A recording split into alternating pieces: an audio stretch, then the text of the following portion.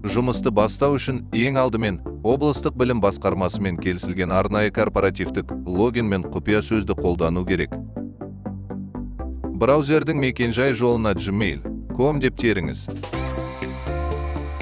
Қажет болса, интерфейс тілін өзгерту үшін беттің сол жақ төменгі бұрышындағы тіл таңдауды басыңыз.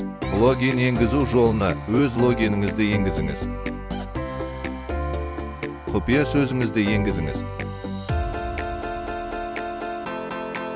Жүйе сізден жаңа, өзіңізге ыңғайлы құпия сөз ойлап табуды сұрайды.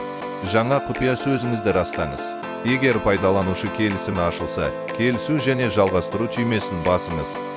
Корпоративтік пошта. Енді сіздің корпоративтік немесе жұмыс поштаңыз ашылады. Сол жақта негізгі мәзір орналасқан. Онда кіріс, жіберілгендер, бейнеконференц байланыс, чат және басқа да пайдалы функциялар бар. Оң жақ жоғарғы бұрыштағы шахмат тақтасы белгішесін бассаңыз, Google-дің білім беруге арналған тегін, пайдалы және қауіпсіз қосымшаларына қол жеткізе аласыз. Яғни Gmail-ге кірген соң, сіз Google-дің басқа барлық құралдарын пайдалана аласыз. Бұл туралы арнайы видеоларда айтылады. Браузерде жаңа ойынды ашыңыз, мекенжай жолына деп теріп пернесін басыңыз. Басты бетінде кіру немесе войти түймесін табыңыз, әдетте оң жақ жоғарғы бұрышта. Google арқылы кіру опциясын таңдаңыз. Экрандағы нұсқауларды орындап, жалғастырыңыз. Нұсқасына толық қол жеткізу үшін біз берген корпоративтік логин мен құпия сөзді пайдаланыңыз.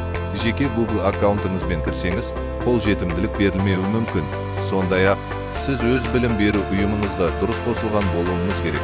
Мұны тексеру үшін оң жақ жоғарғы бұрыштағы профиліңізді басып, топтар бөліміне өтіңіз. Егер ұйымыңызға қосылмаған болсаңыз, бізге хабарласыңыз. Сонда сізге шақыру жібереміз.